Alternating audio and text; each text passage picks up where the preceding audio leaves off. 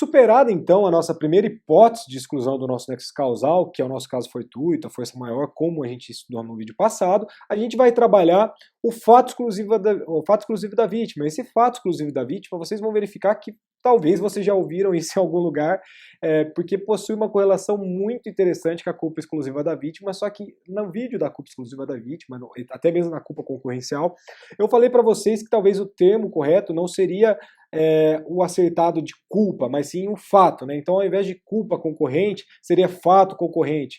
Culpa exclusiva da vítima, fato exclusivo da vítima. Então, a gente tem essa nomenclatura, por quê? Porque a gente vai verificar que de fato há uma concorrência de causa e não uma concorrência de culpa. Então a gente vai estudar isso de uma forma mais tranquila agora, tá?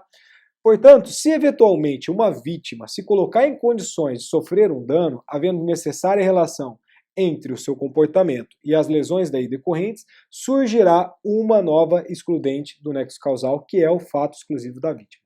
Nesses casos, o que vai acontecer? O agente será apenas um aparente responsável, servindo como um simples instrumento para a configuração do evento lesivo.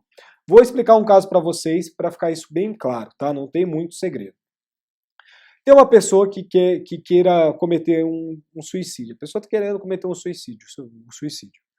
E aí, ela vai, ao invés de se utilizar de uma faca, uma arma, algo nesse sentido, ela prefere ficar numa curva na madrugada e ver um carro, por maior prudente que seja o motorista, é uma coisa totalmente imprevisível, ele vai lá e acaba atropelando essa pessoa e essa pessoa de fato vem a óbito, tá? O que a gente vai ter aqui? Essa pessoa, esse motorista que estava conduzindo esse carro, ele foi utilizado como um utensílio trágico mesmo, ele foi utilizado como uma arma. O que isso quer dizer? Quer dizer que isso vai excluir a obrigação de indenizar por ausência de um liame causal entre o comportamento desse agente virtual e o dano, tá? Por quê? Porque o fato era inevitável para o condutor do veículo. Esse fato ele transcorreu inteiramente, imediatamente, do planejamento da vítima. A vítima que orquestrou tudo aquilo, então, como ela que orquestrou tudo isso, o agente foi somente um instrumento mesmo para que se operasse o resultado que aquela vítima almejava, tá, que ela esperava. Da mesma maneira que uma pessoa não é obrigada a prever os eventos da natureza, os acontecimentos da natureza, por exemplo, na força maior, e é uma excludente de nexo causal, vai inexistir, portanto, essa possibilidade prévia de se imunizar dos fatos da vítima. Então, é uma equivalência. Perceba que tem uma consequência lógica. Como a gente não consegue prever os eventos da natureza, os acontecimentos da natureza, aqui também, de maneira concomitante, a gente tem isso também, tá? Então, imaginemos o seguinte, a história, por exemplo, um outro caso. A história de alguém que se converte em dependente químico de bebida alcoólica e depois de um longo tempo de consumo, essa pessoa vem desenvolver uma certa patologia e essa patologia vai levar ao óbito dessa pessoa. O que vai acontecer nesse caso? A família vai e processa a fornecedora desse produto. A família vai lá e processa a Ambev nesse caso. Haveria responsabilidade civil ou não? Então, aqui o que a gente vai verificar? Caberia a Ambev nesse caso simplesmente se eximir da responsabilidade sobre o palio do fato exclusivo da vítima, tá? Então, o que a gente tem aqui? A gente vai verificar que esse consumidor, tendo em consideração a sua livre escolha de ingerir esse produto de fabricação lícita, mas ele sabe dos riscos, a gente tem informação suficiente para isso, ele conscientemente, sabedor desses riscos, ele adota, ele consome a bebida alcoólica e não está muito preocupado com isso. Então, essa atuação da vítima positiva neutraliza o comportamento desse agente virtual, ou seja, a Ambev não teria que responsabilizar essa pessoa que ingeriu bebida alcoólica, que veio transformar numa patologia social pelo consumo em excesso e depois veio a óbito. Então, ficaria isenta de responsabilidade. Esse é o entendimento, inclusive, isso foi um julgado do STJ no RESP 1261943 de São Paulo. Então, se vocês quiserem se aprofundar um pouquinho mais no tema, vocês podem estudar esse acórdão de maneira específica, tá? Então, só para a gente separar as coisas de uma maneira definitiva, tá? É evidente o nosso equívoco em traduzir o fato exclusivo da vítima como sinônimo de culpa exclusiva da vítima. Olha que interessante, por isso que eu falei para vocês lá naquele vídeo que talvez não seria culpa e sim o fato, tá? Por quê? Porque aqui a gente não está discutindo quem é o culpado ou não é culpado, mas assim a quem atribuir a responsabilidade pelo comportamento que determinou o dano. Então a gente não está preocupado quem é culpado ou não, mas sim qual foi o comportamento que gerou aquele dano, o comportamento mais adequado que determinou o dano. Ou seja, uma coisa vai ser a aferição da inobservância de um dever de cuidado, que é no caso da culpa, outra é a nossa relação de causalidade entre o fato e o evento lesivo. Então vamos imaginar o seguinte caso. Imaginemos que um menino de 11 anos sobe em cima de vagões de trem para se exibir para um determinado grupo de amigos ali naquelas circunstâncias, e esse menino de 11 anos acaba por falecer por uma descarga elétrica decorrente ali do vagão, enfim, ele acaba falecendo por causa de uma descarga elétrica, e isso infelizmente acontece também com uma frequência que a gente não gostaria que acontecesse. Nesse caso do menino de 11 anos que sobe nesse vagão, também se dirá a excludente do nexo de causal, excludente do nexo de causalidade. Por quê? Porque mesmo que a gente saiba que um inimputável não pode agir de maneira deliberada ou de maneira culposa, então a gente sabe que esse menor, esse inimputável, ele não pode agir de maneira deliberada ou culposamente. A gente verifica ali a nossa só antijuridicidade. Porém, então, como se não se trata de uma questão de imputabilidade, mas de nexo causal, porque ali a gente teria, por exemplo, se a gente fosse verificar a culpa nessa questão do menor de 18 anos, a gente verificaria que ele é inimputável. Então, via de regra, teria que ter não teria como atribuir uma culpa exclusiva dele. Por quê? Porque a gente não verifica a culpa no caso de menor de idade, a gente verifica a antijuridicidade, tá? Então, como é inviável verificar essa culpa, a gente exclui a responsabilidade dessa empresa, que conduz o vagão de trem. Por quê? Pelo nexo de causalidade, porque o comportamento, que é o fato do surfista ferroviário, nesse caso, será a causa direta e imediata das produções dos danos. Então a gente verifica aqui que a gente nada mais está fazendo do que aplicando a nossa teoria da causalidade adequada. Qual foi a causa mais adequada que gerou aquele evento lesivo? Foi o vagão de trem está sendo conduzido ali como todo dia faz, ou um menor que subiu com 11 anos em cima do vagão de trem? Então a gente tem que verificar isso, tá?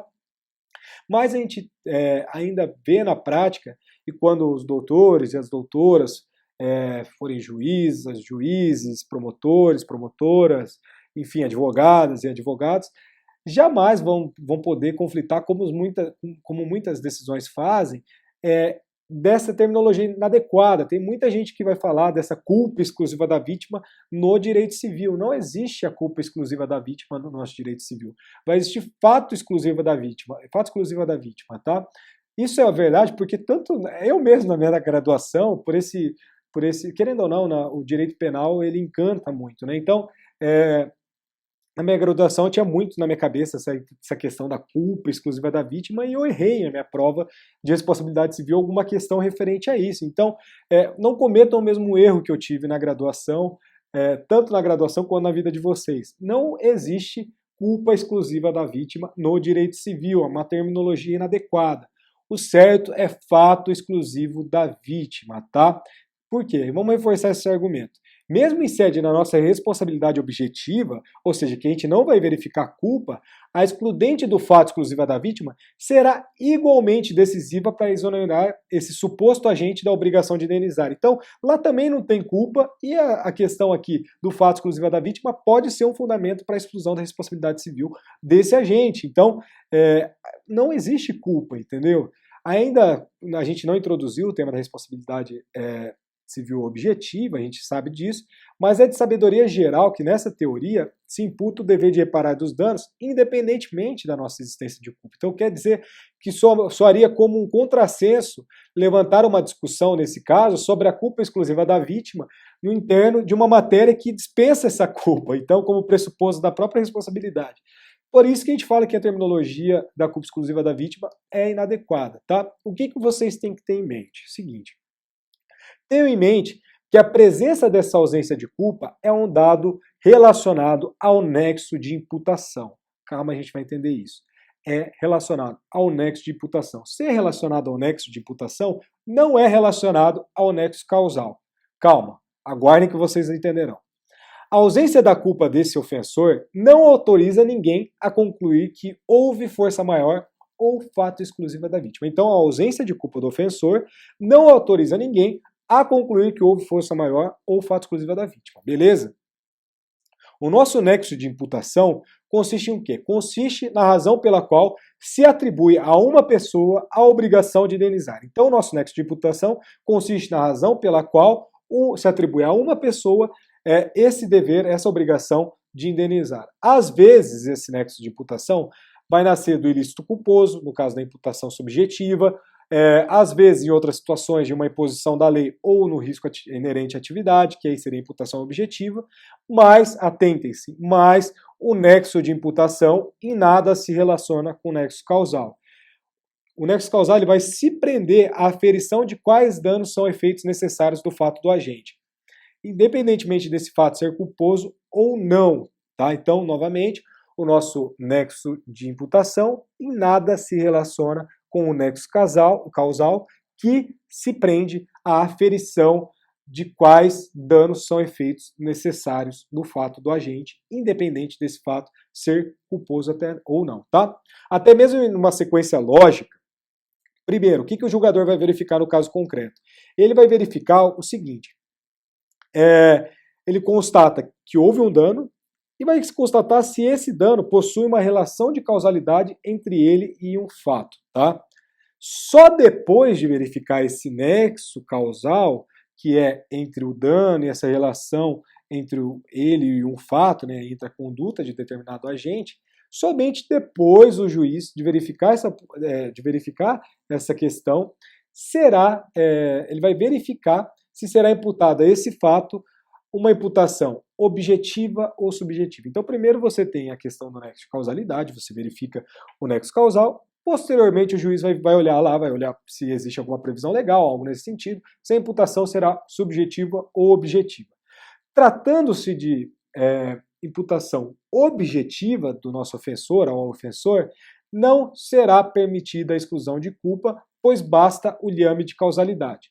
Porém, se tratando de imputação subjetiva, como vocês bem sabem, será derradeiro nesse momento que o ofensor alegará as excludentes de culpa sem precisar recorrer às eximentes da força maior, fato da vítima ou de terceiro. O que eu estou falando aqui? Vamos lá de novo. Tratando-se de imputação objetiva ao ofensor, não será permitida a exclusão de culpa, pois basta o liame da causalidade, porque a gente não está preocupado com o elemento culpa na nossa responsabilidade objetiva, tranquilo? Mas se a gente estiver tratando de uma imputação subjetiva, no caso de responsabilidade subjetiva, será, nesse caso, derradeiro o momento que o ofensor alegará excludentes da culpa sem precisar recorrer às eximentes da força maior, fato da vítima ou de terceiro. Por quê? Porque, afinal, mesmo que o dano tenha sido causado pelo agente, poderá ele demonstrar que agiu com todas as cautelas possíveis, sem qualquer inobservância a deveres de diligência, tá? Então, se atentem a isso, tá? Que a gente aqui está se preocupando, a gente tem que ter em mente que a presença ou ausência dessa culpa é um dado relacionado ao nexo de imputação e não ao nexo causal, tá? Então, esse nexo de imputação, em nada se relaciona com o nexo causal, que vai se prender a aferição de quais os danos são efeitos necessários do fato do agente. Aqui, a gente está se preocupando com o quê? A ausência dessa culpa do ofensor não vai autorizar ninguém concluir que houve força maior ao fato exclusivo da vítima. O nosso nexo de imputação, então, consiste em o quê? Consiste na razão pelo qual se atribui a uma pessoa a obrigação de indenizar. Às vezes, ele vai nascer, como eu falei para vocês, desse ilícito culposo, que é a nossa imputação subjetiva, e em outras vezes, em decorrência de uma imposição legal ou pelo risco inerente à atividade, uma atividade que será a nossa imputação objetiva, tá? Então, numa sequência lógica de tudo isso, primeiro, o que o julgador vai fazer? Ele vai constatar se houve um dano e se há uma relação de causalidade entre esse dano e um fato. Somente depois de estabelecido a quem em tese deva ser imputado esse fato, há de se verificar se a imputação desse fato será subjetiva ou objetiva. Se tratando de imputação objetiva, ao ofensor não será permitida a exclusão de culpa. Por quê? Porque basta o liame da causalidade. A gente já sabe muito bem disso. Porém, tratando-se de imputação subjetiva, será nesse derradeiro momento que o ofensor alegará as excludentes de culpa sem precisar recorrer às eximentes da força maior, fato da vítima ou de terceiro. Por quê? Porque afinal, mesmo que o dano tenha sido causado pelo agente, tá? Poderá demonstrar que agiu com todas as cautelas possíveis, sem qualquer inobservância a deveres de diligência, tá? Então, a gente tem o fato exclusivo da vítima finalizado e a gente no próximo vídeo vai trabalhar o fato concorrente e a redução, a mitigação dos danos, tá? Já voltamos.